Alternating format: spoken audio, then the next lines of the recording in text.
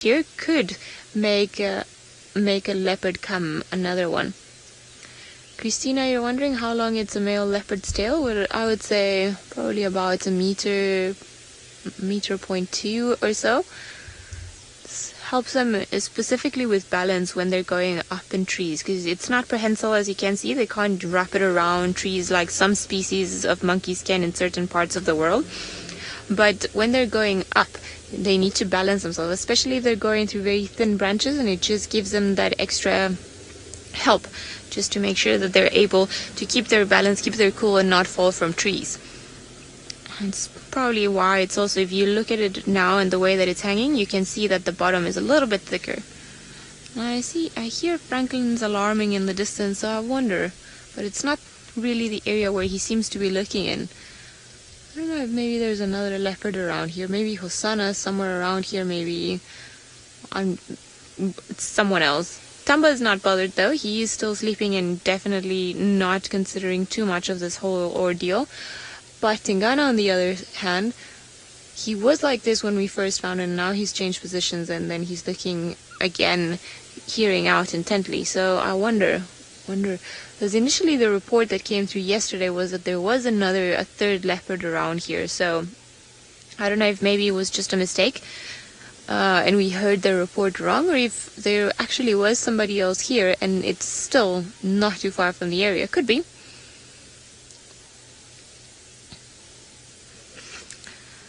Right, it seems like Byron has left the lions and given them to Tristan, so perhaps he will get lucky and also find a leopard all the way in Djuma.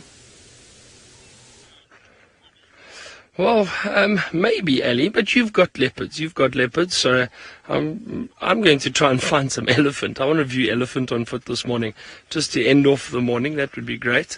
But that was so exciting. I am still very, very happy about those lions. Now it sounds like Tristan is spending time with them, but they're climbing a tree. Let's go have a look quickly.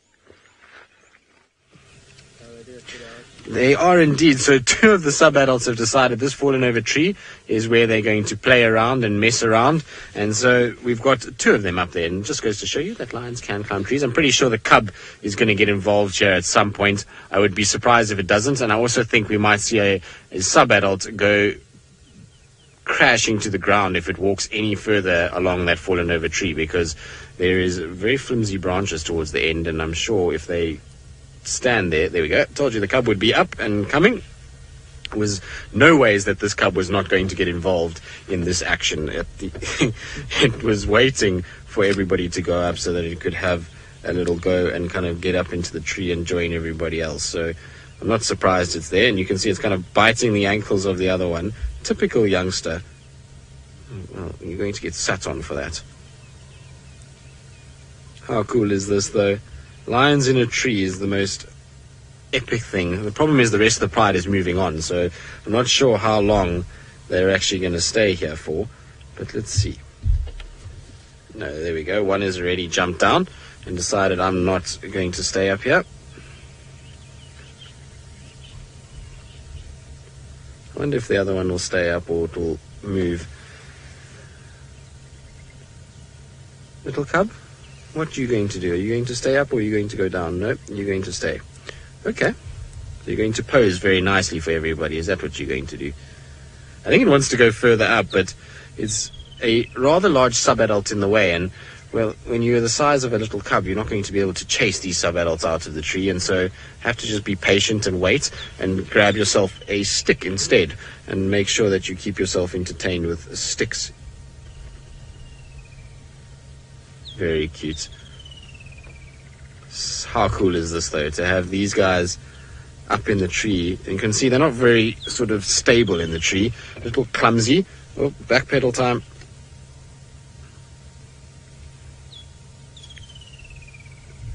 Now, is this sub-adult going to push this little cub out the tree? I hope not. I think they're going to have a very cool little game together. How cool is this? Oh, little one, you're falling backwards. You're going to have to control yourself when you get into trees.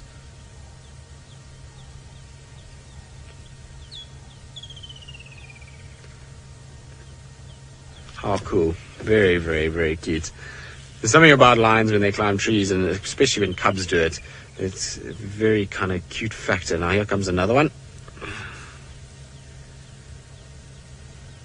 Are you going to go up as well?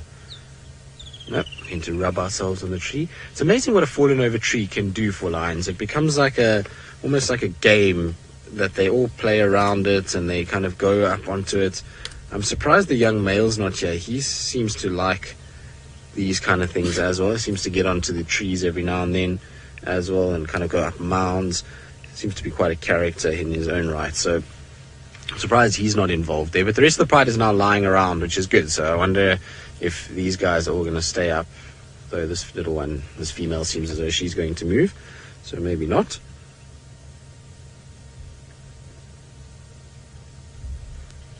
Let's see whether or not she's watching the little cub very carefully at the moment. Almost have to say, I'm waiting for you to come up. Come on. I think the cub might be quite obliging. So a lot of you are saying this is adorable. Oh, the cub climbing wasn't very agile, was it? It kind of flopped its belly over the top of the stump and then quickly kind of climbed over. Wonder if it's going to go up. It looks like it might. It's kind of looking at this sub-adult. There we go. Back up we come.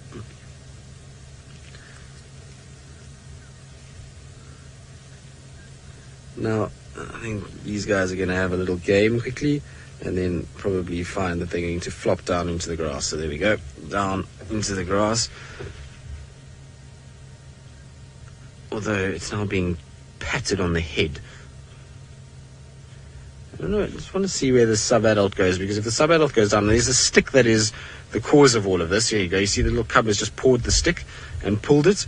Now, of course, if you are an older sibling, you can't let the younger sibling have the toys, so you have to come and try and get involved. But why this little cub wants that particular stick that's caught in everything, I'm not quite sure. But you can see it's busy pulling it and trying to kind of get it somewhere where it can actually drag it around and play with it. But it won't get it out. That's a buffalo thorn stick that it's got there, and so those buffalo thorns latch onto each other and it becomes very difficult to get those out at all. So it's going to pull as hard as it can, but it's not going to get anywhere.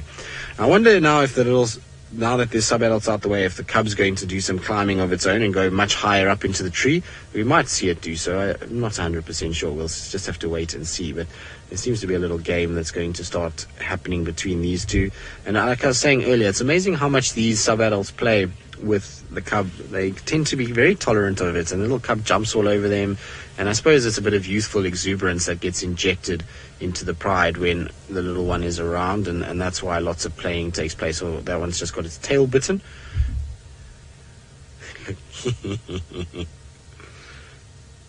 See how gentle they are though with it. You would have expected them to be a lot more kind of ferocious and feisty, but alas, they are very, very gentle. Here comes Mom is actually now coming in as well. But it looks as though everybody's just getting together to start finding a place to settle for the day. I don't think they're going to move too much more. I think it's been a case where they saw somebody on foot, and so they moved a little bit, and now they're just finding their area where they're going to sit tight and rest. Good. We're going to try and get through to where they are. There is a bit of a thicket here. I was hoping that they would play a little bit more on the tree, but I don't think so. I think tree time is finished. Lions are not great in the trees, so you find that they're never really that comfortable. But they're all on this side, so I'm just going to go round. There's a nice clearing in front of them.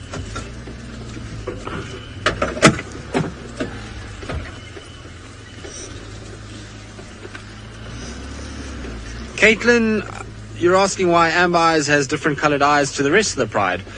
Well, genetics. So it's like all of us have different colored eyes. It just happens that way sometimes, that certain genetics come through and that you end up with these kind of different colored eyes. Now, if you look in the sub-adults, there's one or two, or in fact, actually, there's quite a vast difference between the eye colors of a lot of the sub-adults. Some of them have got almost like a light kind of grayish yellow color.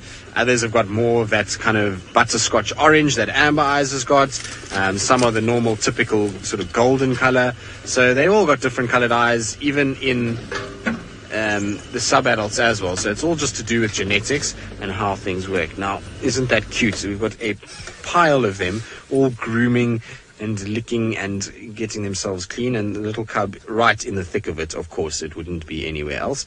And there it goes. It doesn't sit still for very long. I suppose it's youthful exuberance. You find it with most cubs, is that they're up and moving all the time. And particularly because it's only the one, you find that it spends a lot more time kind of moving around and trying to look for others to play with, because it's probably a little bit on the bored side a lot of the time. If there was other cubs of its age, you'd find a lot more games would be played and a lot more fun would be had as the little ones would charge around chasing each other.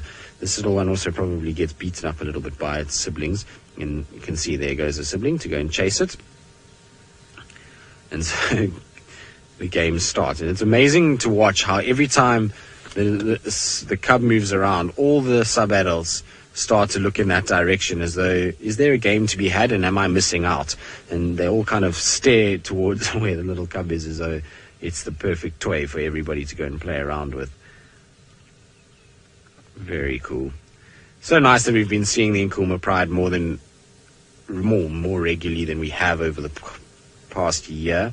It's been a kind of tough year when it's come to lions. We haven't really seen much of them at all, and so it's nice to see them back and moving around here as much as they have been. It's always good when the Nkuhumas are here. They're such a beautiful pride of lions to spend time with. So, you know, hopefully they'll continue to spend a lot of time on Djuma. It's always, like I say, a good thing when they are around. I'm wondering why the male left, though. I wonder if it's just a coincidence that they've walked in a similar direction that the male lion did, or if the male just heard something or needed to go somewhere and that's why he left them alone. It's an interesting kind of thing, because you would have thought that these guys, well, the male would have stayed with all the females, possibility of them hunting and maybe getting food, the possibility of, you know, mating rights. You never know. With Amber Eyes, she seems to go into estrus at random points. So it would be interesting, you know, to kind of see why he actually left. Maybe he heard another lion roaring or something like that. But grooming time has started, and so I'm pretty sure it's time to relax. Elodie, you asking when would we know if Amber Eyes is pregnant? Well, it's a gestation period is, you know, around 100 days, so 3 months basically. So you normally can start to tell if they've got little ones when they're about 2 months into their pregnancy. Then you can start to see their tummy really starting to drop. It also depends on how many cubs they're going to have. You know, if they're having a situation where they have, you know, 4, 5, 6 cubs, then they get really big. Whereas if it's just one cub, then it's not as easy to tell. Now, interestingly enough, Amber Eyes, so a lot of people think Amber Eyes has never had cubs. They also, you know, no one's really sure what her situation is, but she most definitely has had cubs. I've spoken to the guys at Simambili, and when the Nkuhuma Pride was spending a whole bunch of time there, she had cubs there. She had 3 of them, and unfortunately none of them survived, but she did have 3 cubs on that side of the world. And the reason why they probably didn't survive is because the Pride didn't stay there very shortly after that. The Pride moved off, and I think she just got dragged around far too much that she couldn't get back to those cubs enough. And they probably find that also the high percentage of hyenas on that side was a bit of a risk for her. So she can have cubs, and it would be great when she does have a set that make it. So hopefully she'll have fairly soon, and we'll see Amber Eyes denning somewhere on Djuma. That would be ideal if she did. She's an interesting lioness. She reminds me a lot of a lioness down from the south of the Sabi Sands called Mantlev or Floppy Ear. And she was a very similar cat in that often on her own, complete own mission. She would move around, do her own thing, often was away from the Pride. And when she had cubs, she, funnily enough, was very strange with cubs. She would have the cubs, and then she would raise them for the first few months, and then once they became sort of able to move around with the Pride, she'd just drop them off with the Pride and then disappear, sometimes for weeks on end. And so often her cubs didn't make it, and it seems like Amber Eyes follows a little bit of a similar trait. And I wonder if it's maybe a bit of inexperience from Amber Eyes' situation, where she hasn't, you know, had cubs that she's successfully raised, or what the situation is. But hopefully, you know, as she kind of has these litters, she's able to then start figuring it out, and she can get a successful litter at some point. It'll be, like I say, really good if she becomes a mom, because all the other Nkuhumas are moms at the moment, and it'll be interesting to see how this all kind of plays out.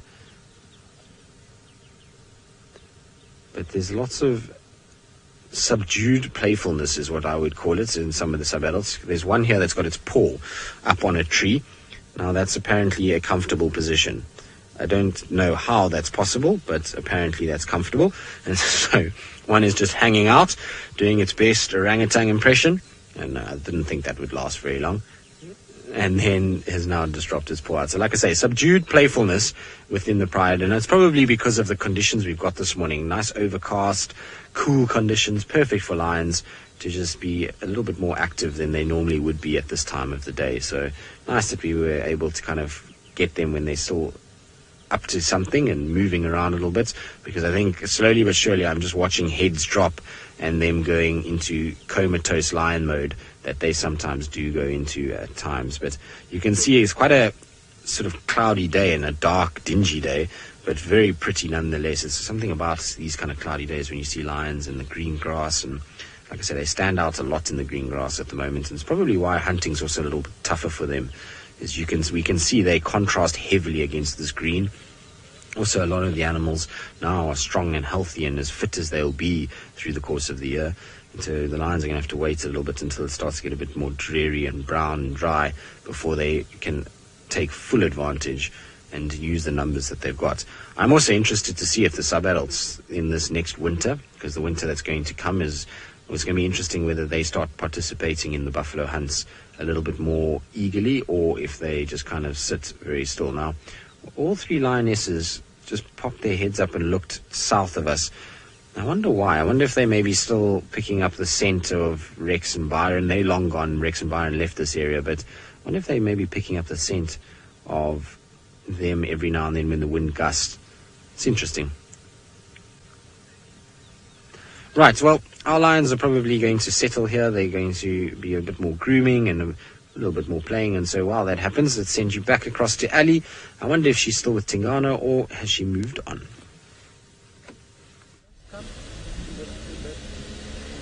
Right, well, there were some squirrels alarm calling and guinea fowl going absolutely crazy in the time that we were with Tingana, and because he kept looking in a certain direction, we decided to come and have a look.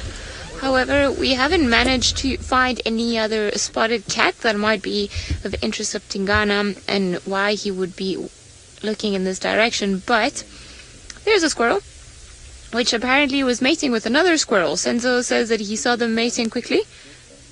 Go down. All right, let's go down a little bit. That would have been a first, squirrels mating.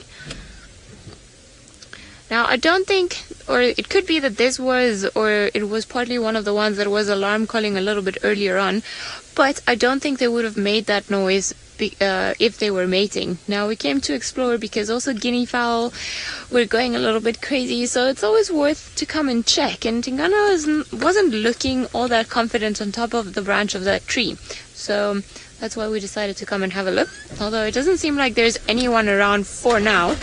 So we're going to head back, see maybe he's decided to move or start eating on the kill. What he did do, and it seems like Tingana is set on not leaving the branch of that tree, probably because he doesn't want to have to go and find more food. It seems that he also decided to urinate from the tree, and then we had that beautiful popcorn smell, buttery popcorn. Right, while we try to get back down there where he was, let's head back to Byron, who's got not spots but stripes.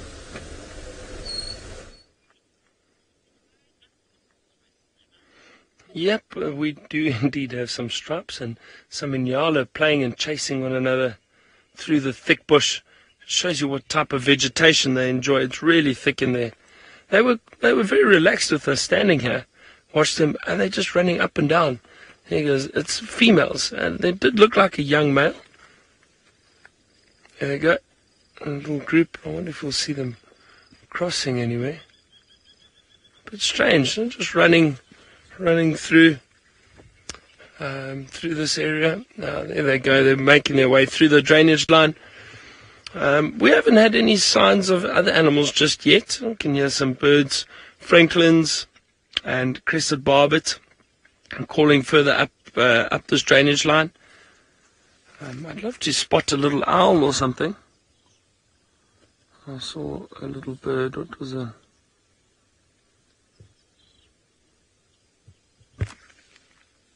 Can't see it now. I can hear a wonderful bird calling.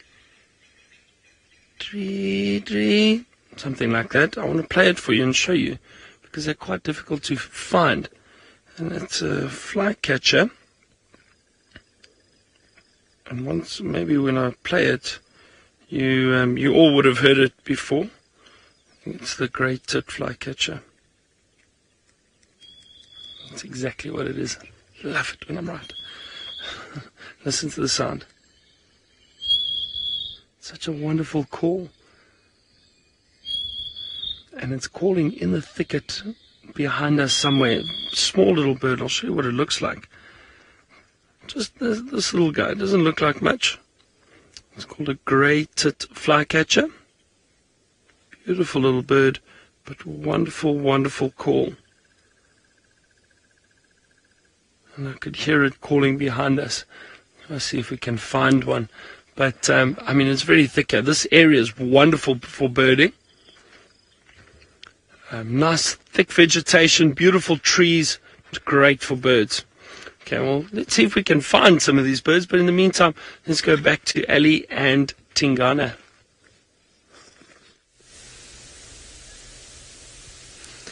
Well, it seems like going out and exploring what Tingana and the guinea fowl were alarming at are, by the way, beginning to call again. It was probably not a bad thing because now we have finally managed to get a very good view of Tingana and the kill, a clear view of what's going on top of that tree. Now, he seems to get up and be sleepy and then he approaches the kill a little bit more. So if you can notice, the kill is actually on the right-hand side of your screen. There seems to be quite enough food left there to keep him entertained for the rest of the day, and he's definitely a bit on the sleepy side of things. As you can see, his eyes are closed, but I think hunger is starting to settle in, so perhaps he does want to start eating. This could be the reason. We have two Wahlberg's eagles, it seems, flying on top of us, and this could be the reason as to why the guinea fowl and the squirrels were going a little bit crazy earlier on. I don't know if you heard that shriek. That's them that just flew past the tree where Tingana is. Now, it doesn't seem that Tingana is too worried about their call. He knows that no bird is going to try and come and steal his kill. So, he's got really nothing to fear. Except only maybe Thamba trying to get up there. But I think Thamba's playing the patience game, still at the bottom of the tree.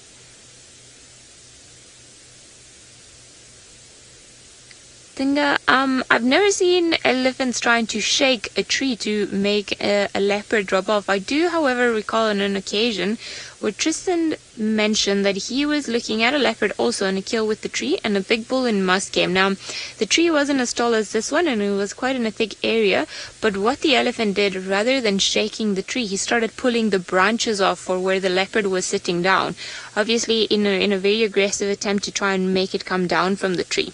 So I think shaking not, but perhaps if they can reach with their trunk, then we do know that they can do that. Seems like Tingana's gone back to sleep. It is funny, all you can see is his belly sticking out on the one side. I was hoping this was going to be his decisive moment where he was going to try and start feeding again.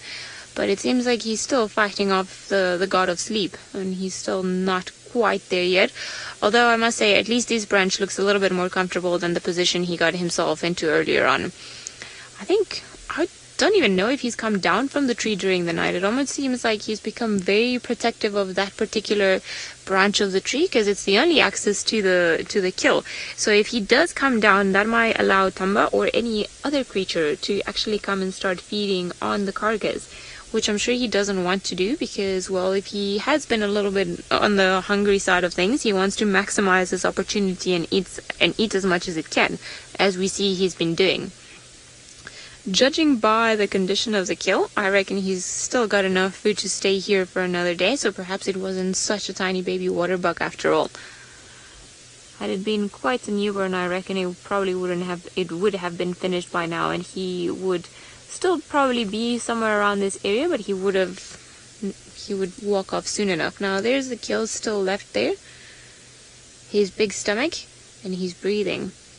Now it was quite curious when we saw him earlier on Robin, if he can, definitely he will eat the entire water buck. Now, they don't eat, or in general, leopards don't seem to eat all the parts of their prey species. I have seen Tingana and some other ones trying to crush through the skull to get to the brain, but it's not that common, that, or at least I haven't seen it that often with some of the predators here. And they won't eat the fur or the coat of the animal, and they will not eat the hooves. Generally, that is what they leave behind, and the bones and the spine, they might crush through it a little bit while trying to get to the meat, but they won't eat all of that either. That would be more a hyena who's got a much more adapted jaw that's able to crunch through those very, very hard bones. Even in the little water buck, although they might not be as hard or as big or as thick as in some of the other creatures, bones are still very hard. So it might be hard for him to actually try and get through them. Now, you can see where we've been. The other day where we saw him, we were just literally on those bushes over there, and those little clump there, the evening that we found him. And all he's done now is he's walked across, and then he's gone up the tree. So I think Byron had him on the other edge of the open area a few days ago, but you see he hasn't actually been moving around. Oh, we've got a hammer cub that's flying straight to us. Hello. All right, photobombing.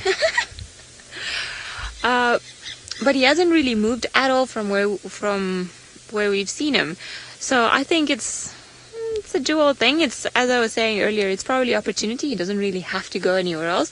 But it's also him probably just trying to lay low. He's got a good area going on here, and perhaps only the presence of Thamba would be the only thing that would annoy him enough for him to move off and try to go somewhere else. But, I mean, such a big open area can be such an attraction for so many species of birds, antelope, pretty much anything. So I think he would do well just to stick around here. I do hope that Thamba either catches something else if he already caught this one, or he manages to get a bite, because Tingana doesn't seem that keen on sharing. Now, there's not that full-on aggression where he will come down the tree and chase Thamba, or at least there hasn't been any of that yet. But it's definitely a very demarcated hierarchy, as in, like, I am here up the tree, I am eating this, you stay down there. So, while our sleepy cat sleeps on top of his tree, let's head back to Tristan and find out if the lions are perhaps a little bit more active. Our lions are still very active, particularly this little cub. This little cub has decimated a small tree. You can see it's been broken and pulled and plucked and bent, and, well, just everything that a tree probably doesn't want to be had to it has happened. And so the poor thing has been kind of mutilated, and little one is still playing around and going absolutely crazy on this tree. It's become a major game to bite. There we go. Super cute. When little lion cubs are like this, they're some of the cutest little things in the world. Now, see, there's like, what is that on its right shoulder? I don't even know what it is. It looks like maybe a little scar that it's got. What is that? Yeah, it's a little Basieli, I think that's what you said, Chris. I don't know, it didn't come through very clear, but you're wondering what the scar is. I have no idea what that is. Ruseli, is that it? Right. But I don't know what that's been caused by. Maybe it got bitten by something. It's like a hole in its side, but it doesn't look bad, and it's not infected in any way or anything like that, so it should be absolutely fine. But this little one certainly is full of beans this morning. It's obviously, with the cooler weather, has found a lot of energy, because, like I said, that plant was standing quite straight and tall, and you can see it's just been kind of mangled. There's branches have been broken off, everything has been chewed, leaves have been stripped, and so I suppose this little one is just not going to stop until total destruction has been delivered and handed out. Now look, there's a sub-adult that's stalking it. Look. So these games are all very important. Let's see. I wonder if she's going to go bounding. Not very subtle, is it? It looks like good stalking, but it's not really. How cute is that? So cool.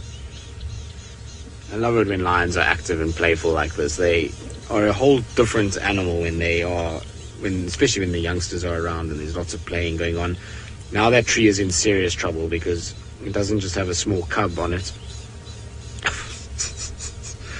tree is being attacked, and so is the other one. And you can see how this little cub knows exactly where to go. So it's going to need that skill when it goes after buffalo. This is often a way that lions will hunt buffaloes. They jump on the back like that, and they start chewing down on the spine. And can you imagine how sore it must be from that little cub, which has got needle-like teeth, just biting into your back? It can't be very pleasant at all.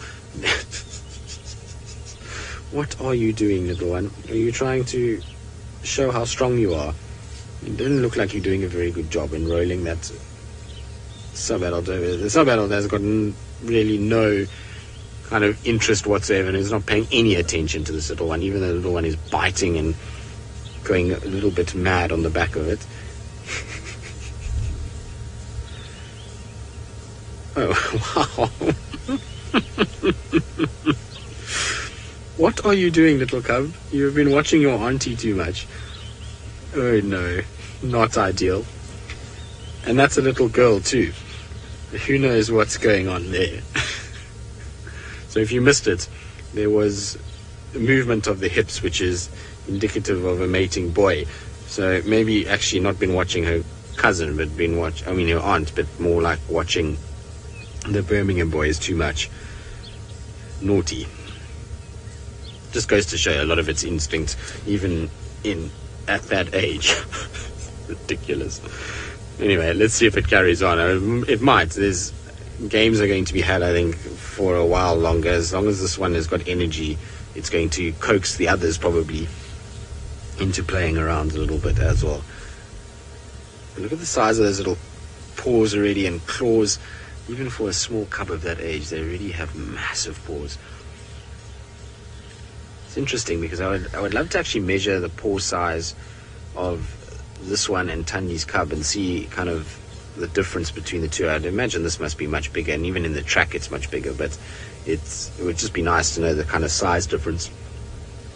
I suppose also this cub is much older than Tanya's little cub, but it'd just be cool to kind of measure the difference between the sizes at the same age and see what the kind of size difference is between the two.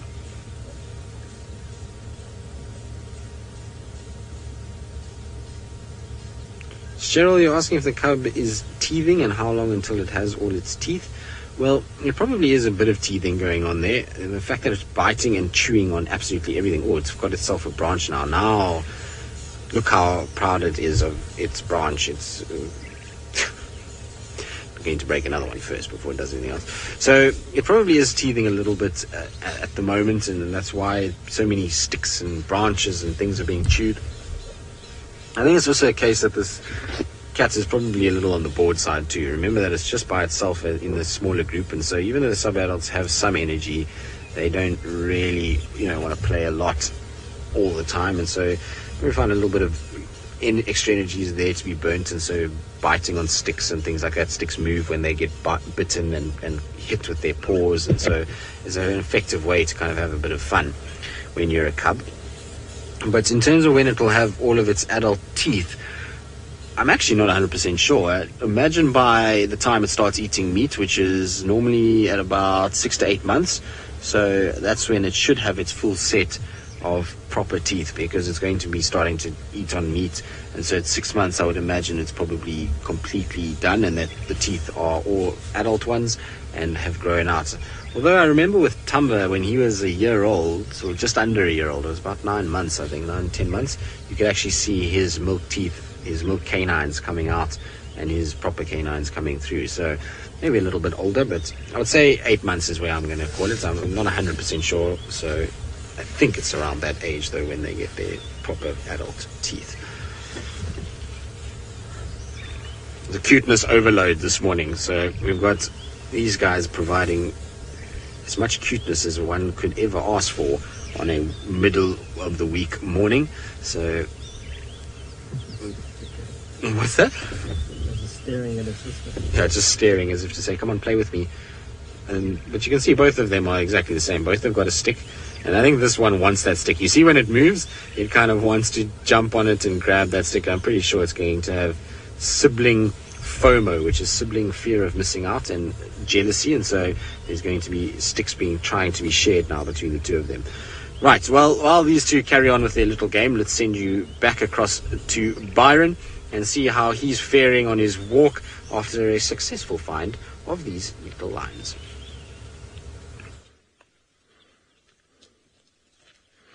Well, Tristan, we're enjoying it. We've been it's wonderful weather. It's nice and cool for a walk, thank goodness. And yeah, we've just been walking. We haven't found too much. No signs of any animals. I'm going to head towards quarantine. I'm hoping we get an elephant or two, maybe feeding on some of the fruit up there just before the end of the show. But what I found fascinating is something like this, where this knobthorn has been pushed over or broken by an elephant probably to feed on.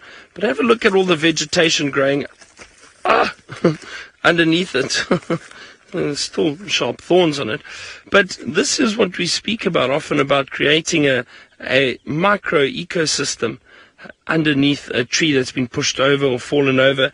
The grass is flourishing really nicely here. The rest of this area is a bit of a sodic site. It's quite open and bare, but look, the grass is really doing well here because this tree protects it. So this provides a wonderful home for a lot of other animals. Insects, maybe snakes, maybe certain birds, scrub hares. I'm trying to see if I can find an interesting insect around there somewhere. But even though this tree is dead, there's still life underneath it, which is wonderful. So often, and I know in winter, we have a look at the bush and we realize how the elephants can damage an area and push over trees, and we think, oh, this looks terrible. But the bush rejuvenates very, very quickly. And you know, a lot of the pushing over of trees creates homes for other animals. So it's important. It really is important. All right, let's make our way further down. Now, we're not far from the Wahlberg's eagle nest, but I don't think they've been around for a while, these ones that nest up here. Wiem, have you seen them recently? No. No, Robin, the trees are not replanted once the elephants have knocked them down. Remember, this is a natural ecosystem. We shouldn't interfere. We can't go around trying to replant trees or anything like that. It just doesn't make sense. And at some point, the elephant will probably push it over again. So no, we don't. What we have tried to do in the past is protect certain trees and just to see how the elephant's influence on an ecosystem can vary. And what we've done in the past is certain areas have done research, and they've put maybe a bit of wire around a tree to protect the elephants from ring barking the trees. They've also put little cans of creosote. It's like I think they use it to protect wood from insects and that, and the smell is very strong. And that seems to also keep the elephants away. So it's just research to try and prevent the elephants from pushing over certain trees, so that they can protect them. But again, it's all for research purposes for certain areas. If there's an abundance of elephant that are really devastating an area, I would try and do that. Now, it sounds like Tristan has had a wonderful sighting with those lions. I'm so glad that you were able to see that. He's still sitting with them. I wonder if they're still playful. Let's go have a look. They are still playful, Byron. It has been a very cool sighting of these guys. I've thoroughly enjoyed spending some time with them, and still the game carries on, and little cub is, I think, starting to maybe tire out. Now, I just heard some ellies in the distance that were having a little squeak and scream. I think maybe they at Buffalo's Dam. It sounds like in that direction somewhere. And these two just momentarily stopped to listen, but the game will continue, I'm pretty sure, fairly shortly.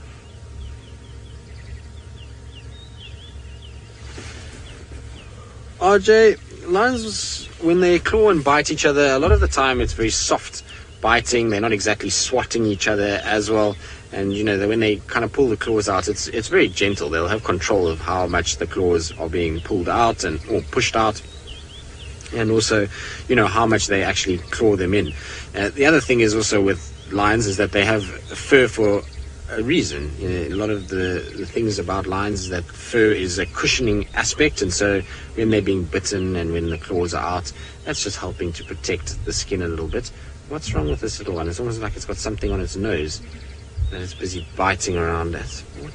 It was kind of stood up and it had a funny face, and then it was slapping its own nose. So I don't know if maybe a little insect bits it on the nose. I wonder if it maybe got a termite to the nose. Sometimes that happens is they mess around with termites, and then the little soldier termites latch onto their noses, and then they get a little bit kind of bent out of shape about it. Although that little one looks as though it's now found itself a very comfy spot to lie in and is almost starting to fall asleep. No, still a bit of movement there. Let's see, are you going to get up, little one? You see, it's kind of still brushing on its face a little bit. I wonder if maybe an insect bit it on or stung it on the nose. It'd be quite funny if it did in a way. There's so much mischief, it's not surprising if it did. What are you doing? Maybe it's got a piece of wood stuck in its teeth. I don't know. It keeps kind of moving as though something is on the face, and it's difficult to see because of all the long grass that's grown. What's wrong? Why are you showing us your teeth?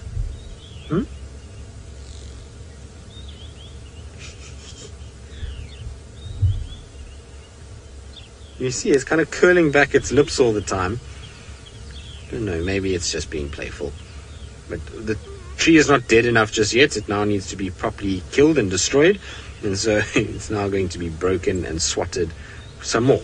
You can see where the other branches were, where they were broken over. So there was actually, I think, 4 stems in total that came out of the ground. There's now only one that's, well, actually 2 that are still standing. The other 2 are completely flat.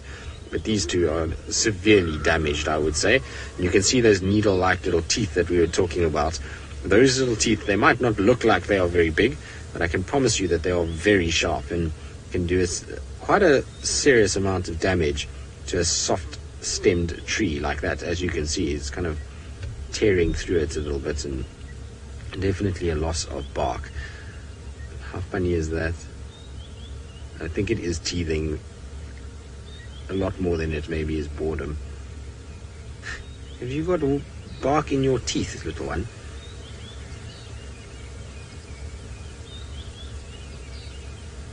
Are you going to fall asleep? I love it when they get like this. They also sometimes play themselves to the point where they're so exhausted that they actually fall asleep while playing. And you'll find them kind of falling asleep on the tree itself.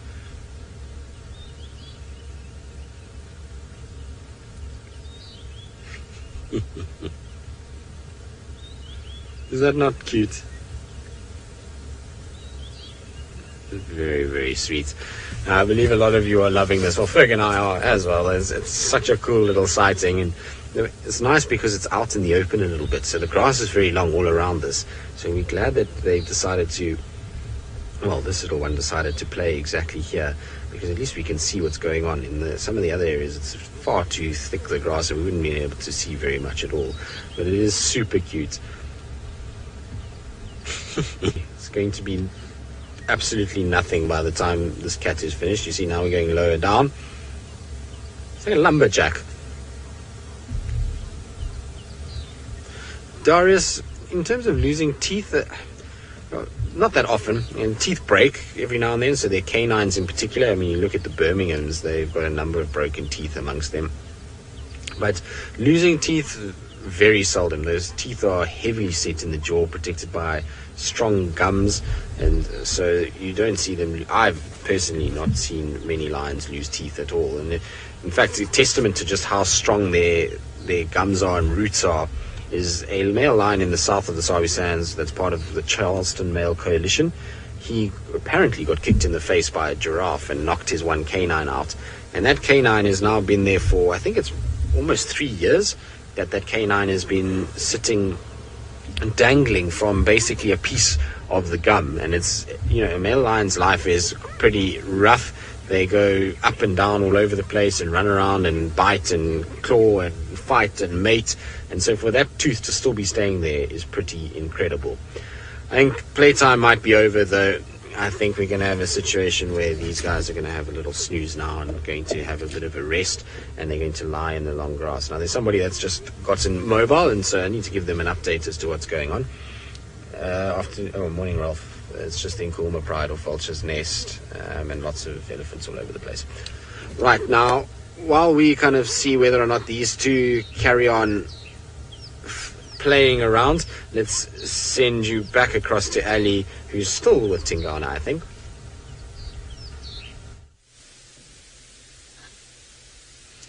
Well, we are in the same area, Tristan, yes, but we've decided to leave Tingana because he's very fast asleep. He hasn't moved 1 inch in the last 15 minutes or so, so I don't think he's going to be up too much for the rest of the morning. Now, we got tangled amongst a herd of impala, and they've all been running and pronking all around us, so I just want to maybe wait a few seconds, see if there's actually anything going on, or if it's just them carrying on with their morning activities. Because it seems like it's the youngsters that have been doing a little bit of exercise, running from one side of the road to the next, pronking and jumping and just making everyone a little bit hyper. Now, they're all running around us, but they're all running into the same direction. So when they do that almost like rocking motion, sometimes it's a good indication that perhaps wild dogs are after them because of the way that they're running. As we've discussed this morning, impala don't really waste any time when it comes to wild dogs in alarming and standing their ground. They just start running very quickly, and then they do this rocking motion when they jump like this pronking, just to show almost their fitness and be like, oh, I'm too fit, go eat someone else. Now I see them all jumping around, so I'm going to try going to the other side. Maybe we'll be able to see them jumping that way. I don't think that there are wild dogs around them. I think it's just the youngsters just playing around and having a bit of a morning, because the rest of the herd is actually still feeding a little bit further into the thickets. So they're all quite relaxed all together. Although I would be happily surprised if wild dogs were around. While we make our way onto the other side of the road, let's head back to Byron, who found another feathered friend.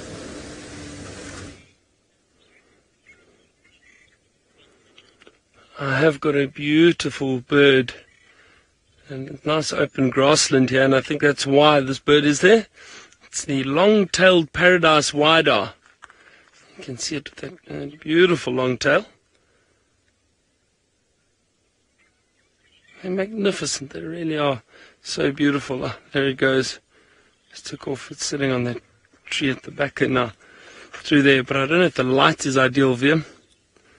But just to see that long tail, I mean that bird is only, it's not very big, but the tail is really massive. And I find it fascinating how they grow that in the summer months during the breeding season, and then they lose that tail afterwards, and now the males look completely different in the winter, and then they get this beautiful breeding plumage in the summer.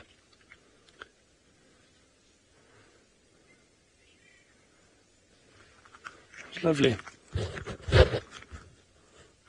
And I'm trying to see if I can spot an elephant, and guess what? I have spotted an elephant, but right on the other side of the clearing. Maybe we'll make our way through and see if we can view them. Now, ladybird, you say it's 162 on your bird list. That's a very good list, I think, for this area. I see some viewers are over 200 already. That's amazing. 240 for this area. That's a very good list. That's amazing. Because I know it takes a lot of time, but the wonderful thing is, when we're constantly birding and trying to get birds on camera to show you, that's when you can really get that list right up there. Now those ellies were on the other side of the clearing. Let's see if we can spot them again. They're moving fairly quickly. There it is. Can you see to the, I don't know, it's a bit far, but to the right of this tree in front of us, right through the back, you can just see some ears flapping. There's an ellie over there. Oh, wonderful. So we'll see if maybe we can get a little bit closer. Try get a nice view of the elephant before the end of show. So let's go.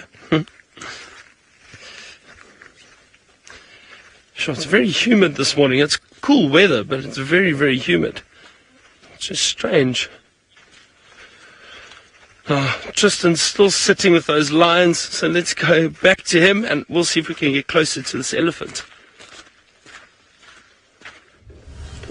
Well, good luck, Byron, and stay safe. Don't go too close. And as Byron's had a very exciting walk by the sounds of things, lions and elephants and all happening for him. But as you can see, our Nkuhuma Pride now has completely ceased to be active at all. Everybody has now found their spot for the day, even the little one, and they've all kind of tucked themselves in to have a really good nap. And it just goes to show how difficult lions can actually be to see. I mean, there's one or two that are visible, but if you go to the right of those ones that are lying behind that stump, and you kind of pan a little bit further for me, Ferg, there we go. So in that little thicket below those two trees, there are two adult lions that are lying in there, and you would have absolutely no idea that those lions are there. So it just goes to show that you've got to be a bit more careful in the summer months.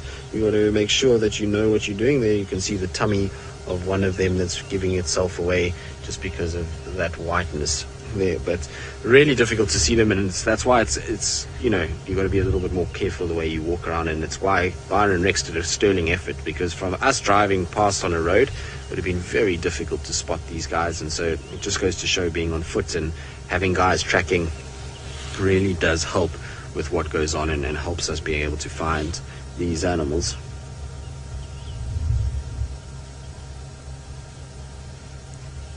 Ali, you're asking if a lioness can be banned from a pride. Is there such a thing?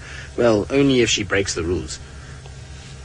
No, I'm just kidding. Of course not. They very seldom would a lioness be kicked out of a pride.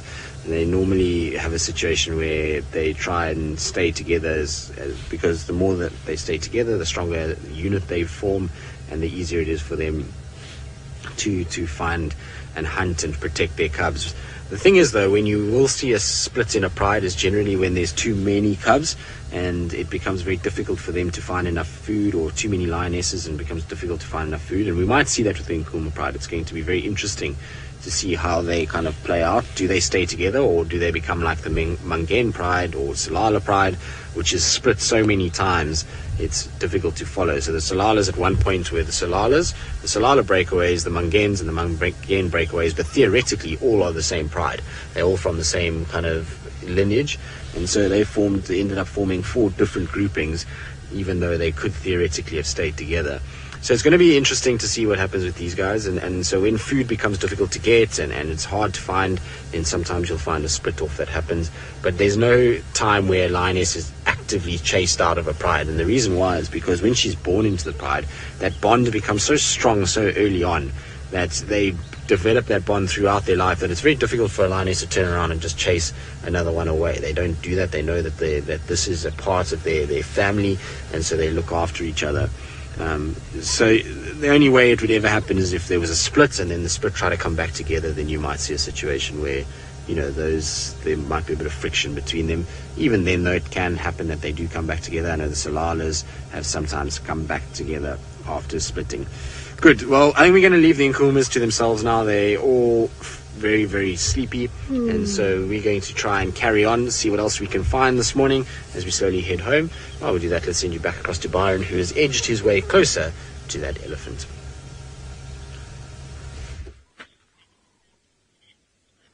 Well, we have indeed. Now they're moving slowly from right to left. There are a few more further down on the other side of the clearing. But follow me. Come, we've got some nice cover. There's some big trees here. It is a breeding herd of elephants, so we do have to be careful. But we're quite a distance away, and we've got a lot of cover. And I don't think there's anything to worry about. And I think we'll get a really nice view of them through here.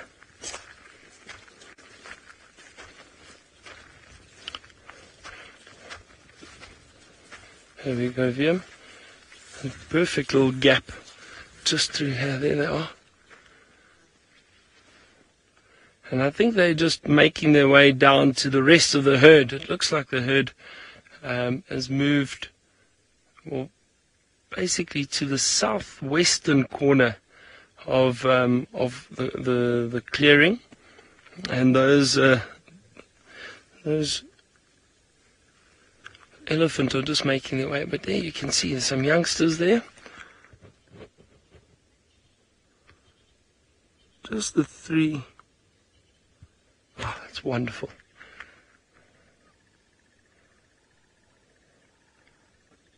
What a morning. Lions and elephant on foot. Just watch which way they go. And like I say, nothing to worry about. You just always have to be cautious, and especially a herd of elephant, when there are youngsters around, they tend to be a bit more protective of them. So we'll just keep an eye on them. But I think we'll go down this way and we'll kind of edge back towards camp. Out in the open. But there's a huge distance between us and the elephant. And I think they feel safe and comfortable. They haven't even noticed we're around yet. And it's not a really, really young group. They aren't small babies. So they're probably a lot more relaxed. Oh, there they go. We'll stand here and we'll watch them crossing up over there. That's lovely. The other two are there.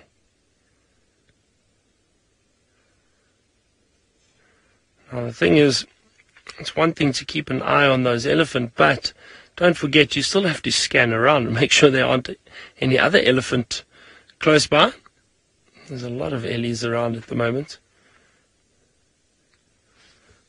Well, at least we got a little bit closer to them. There's no need to try and get really close to view herd of elephant, especially when it's very, very open. If we had a little bit more cover, maybe we could get a bit closer, but there's no need. We can see them beautifully from here. All right. Well, let's see. I'll carry on through here. If we get another good view of them, we'll show you. But let's go back to Ali and find out. I think she's on her way back to Djuma. Well, we are on our way back to Djuma. We are actually on Djuma right now, which is good because we are back home and we are on the bacon race, because it seems like we always have to fight Byron to get enough food. So I'm hoping that today we'll get a bit of the Byron's probably going to kill me for saying that, but I think he does deserve the bacon this morning, him and Rex, for finding the lions on foot, and I'm sure that was a very interesting and wonderful view. Now our good old boy Tingana, we left him in exactly the same position. He was happy up the tree. Thamba was at the bottom of the tree, so I doubt much is going to change for the cats, or at least those two spotted cats. The Nkuhumas, on the other hand, if the weather carries on being like this, perhaps they'll move into slightly bushier area if it does start to rain, because it feels like the atmosphere is a little bit charged with moisture, so perhaps we'll get some rain. But I wouldn't be surprised if they also move during the day. Lions can be sneaky like that sometimes. They'll pretend that they're going to sleep and that they're sorted for the rest of the day, and then when you go looking for them a few hours later, they've just mission and they've moved pretty much onto the other side of the property. So fingers crossed we'll be able to have all of our favorite characters for this afternoon as well, and perhaps also some new added ones. Now I think the squirrels in the open area in Chitwa are also having a very hard time. There was an unusual number of, oh, look at all the green wood hoopers here. Unusual number of Wahlberg's eagles flying around, so I'm sure that made them all panic. Now these are some of my most favorite birds out here in the bush. These are the, oh, flying away. No, come back. The green wood hoopers. Very stunning creatures. Where did the book go? There are still a few flying around, and you hear them often at this time of the year, just very, very loud. Now let me try and find them in the book quickly just to show you who we're looking at. This is a fork-tailed drongo, not quite the one that we were looking at, but at least he seems that he's now conquered a bit of a different area. So the one that was initially perching on the tree was this one, the green wood hoopoe. Very, very beautiful. I don't know if you notice the silhouette. Very long, beautiful beak that they used to put in the little crevices and holes inside of the tree so that they can dig for worms and pretty much any other things that they might want to eat. But they've flown away so sadly. So we're going to carry on because, well, it seems like they carried on, so we might as well do the same and head off to quarantine. I am hoping that maybe we're going to bump into another leopard somewhere in here. Never know, might get lucky. And I wonder where Hosanna's been after he crossed the Little Dowry, because I don't think we've had any updates on him since he went there, but I'm sure he's doing what leopards do best, which is hiding about until they get a kill, and then they just hide and hang out in a tree. which is not a bad way to go if you ask me. That's probably the happiest way to go. Ooh, I wonder what this afternoon is going to bring us. Hopefully no rain, because I'm sure Tristan would like to go for a walk, but it'll be a bit tricky to say. And I think we might have to put the roofs on. It's been such a touch and go thing the last few days, but overall I must say the game viewing has been generally good with so many lions and leopards around. And well, the buffalo have gone. I think pretty much they've panicked with the amount of lions that we've had here, but the Nkuhumas are here, Thamba's here, Tingana's around. So I'm sure we're going to have a lovely afternoon drive. And it was quite an exciting morning, many things happening, from cheeky baby elephants to lions to sleepy leopards. I think I'm going to count it as a win, and then make myself a huge mug of coffee for the morning. But while we go and do that, I'm going to say goodbye, and we'll see you all this afternoon. Woo!